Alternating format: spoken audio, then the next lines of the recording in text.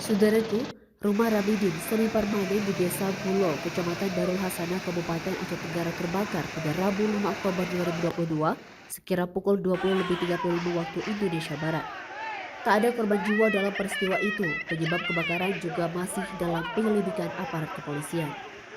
Kalaksa BPBD Aceh Tenggara, Nazmi mengatakan pada pukul 20.35 waktu Indonesia Barat, petugas BPBD Aceh Tenggara menerima informasi via WhatsApp bahwasanya telah terjadi kebakaran di Desa Gulo, Kecamatan Darul Hasanah.